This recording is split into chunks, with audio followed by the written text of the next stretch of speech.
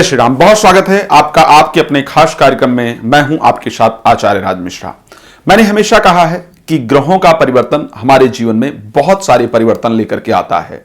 श्री रामचरितमानस के अंतर्गत गोस्वामी तुलसीदास जी ने क्या किया, जब उनको अपनी मनोकामनाओं की पूर्ति के लिए किसी से प्रार्थना करना हुआ तो उन्होंने बहुत सुंदर प्रार्थना की। और किसकी की? बुध ग्रह की। विविध विप्र बुध ग्रह चरण बंदी करहु कर जोर और होई प्रसन्न पुरव सकल मंजु मनोरथ मोर। ये गोस्वामी तुलसीदास जी की प्रार्थना थी, जिसमें वो कहते हैं कि विविध विप्र, हर प्रकार के ब्राह्मण और बुध ग्रह, मैं बुध ग्रह से ये प्रार्थना करता हूं हाथ जोड़ करके कि प्रसन्न होकर के मेरे जीवन की समस्त मनोकामनाओं को पूर्ण करें। इसका तात्पर्य यह है कि बुध हमारे जीवन की जो मनोकामनाएं हैं उसको पूर्ण करने वाला ग्रह माना जाता है। हो भी क्यों ना, बुध आपको आगे कैसे बढ़ना है जीवन में उसकी कला प्रदान करता है। बुध जब भी बात करें, चाहे वो चार्टर्ड अकाउंटेंट की लाइफ को लेकर के देखा जाए या जो साइंटिस्ट हैं उनकी लाइफ को लेकर के देखा जाए, या आगे बढ़ने का कोई भी क्षेत्र, जो लोग लेक्चर देने का या जिनका बोलने का काम है, या वकालत प्रोफेशन को लेकर के देखा जाए, जितना जीवन में आगे बढ़ने का नॉलेज मिलता है वो सब बुध के कारण मिलता है। जो लोग व्यापार स्पेशली करते हैं, अगर देखा जाए, जो खिलौनों का व्यापार करते हैं, गिफ्ट आइटम्स का व्यापार करते हैं, कृषि क्षेत्र का व्यापार करते हैं, बच्चों के कपड़ों का व्यवसाय करते हैं, प्ले स्कूल इत्यादि चलाते हैं, तो इन सभी के जीवन पर बुध के परिवर्तन का निश्चित रूप से प्रभाव पड़ता है। अगर गोस्वामी तुलसीदास जी ने प्रार्थना की तो आप ही सोच सकते हैं कि कितनी बड़ी बात होगी और कितना इंपॉर्टेंट प्लैनेट ये है, ऐसा माना जा सकता है और है वास्तविकता में। तो बुध का राशि परिवर्तन हो रहा है 29 को, 29 दिसंबर 2021 को, यानी वर्ष के परिवर्तन होने से 2 दिन पहले बुध ग्रह राशि परिवर्तन कर रहे हैं। अच्छा, कमाल की बात सुन लीजिए, 29 तारीख को यह परिवर्तन होकर के मकर राशि में गोचर करने जाएंगे, लेकिन 30 तारीख को ही वक्री हो जाएंगे। 29 को जैसे ही आगे बढ़ेंगे मकर राशि के अंतर्गत, और 30 तारीख को अगले ही दिन जाकर के वक्री हो जाएंगे। तो इनका परिवर्तन और इनका वक्री होना, दोनों 12 राशियां जो हमारे काल चक्र की हैं उन पर क्या प्रभाव डालेगा, मुझे लगा कि इसको लेकर के आप सबको जानकारी देना चाहिए, जो बड़ी महत्वपूर्ण है। मेष राशि के लिए स्पेशली इनका क्या प्रभाव रहेगा? मेष राशि के लिए बुध दशम भाव के अंतर्गत गोचर करने जाएंगे और 6th हाउस के स्वामी होंगे और 3rd हाउस के स्वामी होंगे, दशम भाव में गोचर करेंगे। मेष के लिए आपके जो भी रुके हुए कार्य है उसको बनाने वाले होंगे, सौदे को पटाने वाले होंगे। जो लोग ऐसा काम करते हैं, जहां बिचौलियों का जो लोग काम करते हैं, शेयर मार्केट का जो लोग काम करते हैं, या जिन लोगों को सौदा पटाना होता है, प्रॉपर्टी डीलर इत्यादि से, जो प्रॉपर्टी से रिलेटेड कार्य करते हैं, उनके लिए इनका परिवर्तन बड़ा सुंदर होने वाला है और आप लोगों की डीले होने वाली है। लेकिन एक चीज और बता के चलूंगा, यहां पर बुध जब भी 10th हाउस में गोचर करते हैं तो ऐसी परिस्थिति के अंतर्गत आपको कुछ ऐसे रास्ते देते हैं धन कमाने के जो बेहतर नहीं होते हैं। इन फ्यूचर उसका निश्चित रूप से आपको नुकसान होता है, तो सावधानी के साथ आपको आगे बढ़ने की आवश्यकता होगी। बट यह परिवर्तन निश्चित रूप से आपके लिए बेहतर होगा। कुछ शत्रु आपके कार्य में नुकसान पहुंचाने का प्रयास करेंगे, विदेश में आपको बेहतर लाभ देंगे। वृष राशि के लिए जब भी हम बात करते हैं तो वृष राशि के लिए 2nd हाउस के स्वामी बुध होते हैं और 5th भाव के स्वामी होते हैं और 9th हाउस के अंतर्गत जाकर के गोचर करेंगे। 2nd हाउस के स्वामी का और 5th भाव के स्वामी का 9th हाउस के अंतर्गत जाकर के गोचर करना एक बहुत बेहतरीन संयोग कहीं ना कहीं दर्शाता है। आर्थिक लाभ का बड़ा सुंदर सुअवसर प्राप्त होगा, संतान इत्यादि को लेकर के शुभ समाचार प्राप्त होंगे, मस्तिष्क तीव्र गति से कार्य करेगा, संतान की मैरिज इत्यादि नहीं हो रही है तो उसमें लाभ की प्राप्ति होगी। तो यह आपके लिए एक अच्छा संयोग है। मिथुन राशि के लिए जब बात करते हैं, खुद के राशि स्वामी है, 8th भाव में जाकर के कहीं ना कहीं ये गोचर करने वाले हैं। खुद के राशि स्वामी एक तो आपके बनते हैं और दूसरा ये आपके 4th हाउस के स्वामी बनते हैं। 8th भाव में जाकर के इनका गोचर होगा। 8th भाव में गोचर होने के कारण आपके स्वास्थ्य में दिक्कतें रहेंगी, दुर्घटना इत्यादि का जो संयोग है वो बनता हुआ दिख रहा है, मानसिक अशांति रहेगी, भाग दौड़ अधिक करने के बाद भी आय के साधन कम बनेंगे और उसके साथ आपको काम जो है वो बिगड़ते हुए ज्यादा नजर आएंगे। भगवान गणेश जी की आराधना नियमित रूप से करने पर लाभ की प्राप्ति होगी। कर्क राशि के लिए अगर देखा जाए, 12th भाव के स्वामी बुध और उसके साथ 3rd हाउस के स्वामी बुध, गोचर इनका 7th हाउस के अंतर्गत रहेगा। यहां पर भी कर्क राशि के लिए इनका संयोग, स्पेशली अगर मैं वैवाहिक जीवन के दृष्टिकोण से देखूं तो बहुत बेहतरीन नहीं दिख रहा है।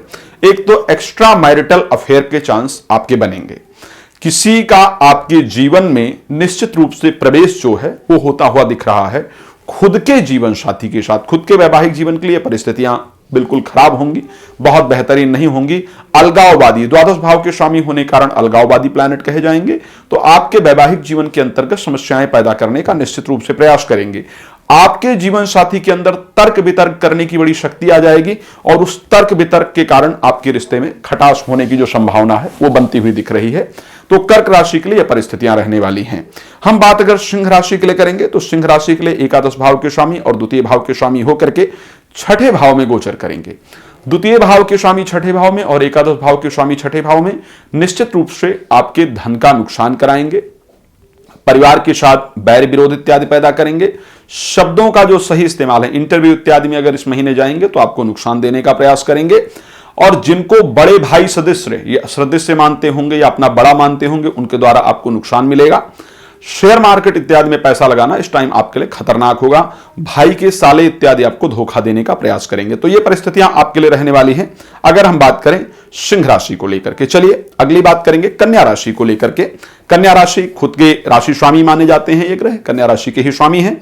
और उसके साथ कन्या राशि के साथ साथ अगर देखा जाए तो ये आपके लिए दसम भाव के स्वामी हैं। और गोचर कहां पर करने वाले हैं? गोचर अगर इनका देखा जाए तो आपके पंचम भाव में होने वाला है। तो एक तो राशि स्वामी का पंचम भाव में जाकर के गोचर करना, दसम भाव के स्वामी का पंचम भाव में गोचर करना निश्चित रूप से बहुत बेहतरीन है। प्रेम संबंध के लिए अच्छा होगा, प्रेम संबंध का संयोग बनेगा, संतान का सहयोग बनेगा, विद्या अध्ययन में अच्छे से मन लगेगा, लाभ भी प्राप्त होगा, कार्य क्षेत्र में वृद्धि की प्राप्ति होगी। अच्छा है आपके लिए। तुला राशि के लिए द्वादश भाव के स्वामी होकर के साथ में नवम भाव के स्वामी होकर के गोचर फोर्थ हाउस के अंतर्गत करेंगे। बेहतरीन संयोग होगा, नवम भाव के स्वामी होने के कारण मन चाहा फल की प्राप्ति कराने वाले होंगे, भाग्य उदय होगा, धार्मिक यात्रा का योग बनेगा। लेकिन उसके साथ साथ प्रॉपर्टी इत्यादि का संयोग बनाएंगे, वहां सावधानी रखने की आवश्यकता होगी। प्रॉपर्टी में धोखा इत्यादि भी मिल सकता है। वृश्चिक राशि के लिए बात करेंगे, एकादश भाव के स्वामी होकर के और उसके बाद अष्टम भाव के स्वामी होकर के थर्ड हाउस में जाकर के गोचर करेंगे। परिस्थितियां आपके लिए अच्छी होंगी, टेक्निकल जो बुद्धि है वो आएंगी, यादाश्त आपकी बढ़ेगी, पिता के साथ संबंध अच्छे होंगे, प्रादेशिक यात्रा का सुंदर योग बनाने वाले हैं। तो वृश्चिक के लिए भी बेहतरीन है। धनु राशि के लिए जब हम बात करते हैं तो धनु राशि के लिए यहां पर दशम भाव के स्वामी बन जाते हैं और सप्तम भाव के स्वामी बन जाते हैं, केंद्र के स्वामी हैं। द्वितीय भाव में जाकर के गोचर करेंगे। शब्दों में एक बहुत कलात्मक जो चीजें हैं वो पैदा होंगी, शब्दों में मिठास आएगा, टेक्निकल हो जाएंगे शब्द, इंटरव्यू इत्यादि के अंदर सफलता देंगे, आर्थिक लाभ निश्चित रूप से प्रदान करेंगे।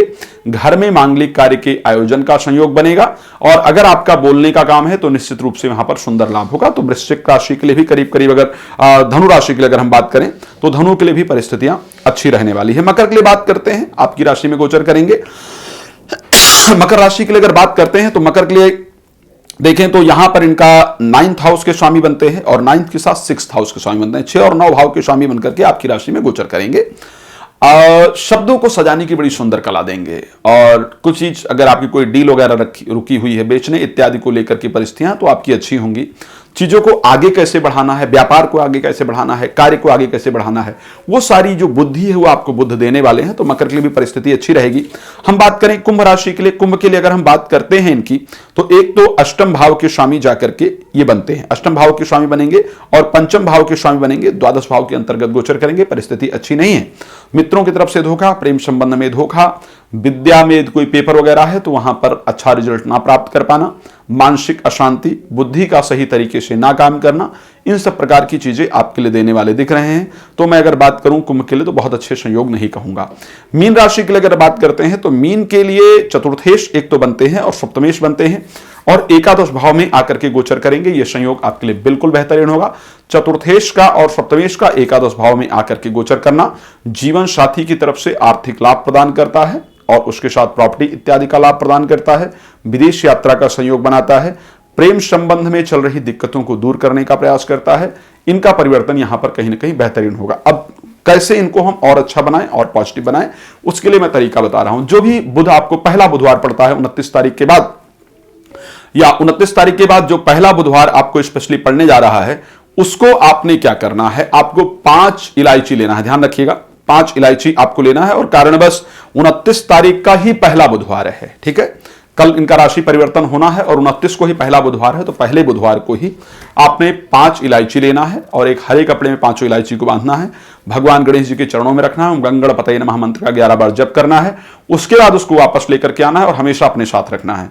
ध्यान रखिए, बुध आप पर पूरी कृपा करेंगे और जिस प्रकार गोस्वामी तुलसीदास जी उनसे अपनी मनोकामना पूर्ति के लिए प्रार्थना कर रहे हैं, उसी प्रकार आपकी मनोकामना पूर्ण होगी। जय श्री राम, बहुत धन्यवाद।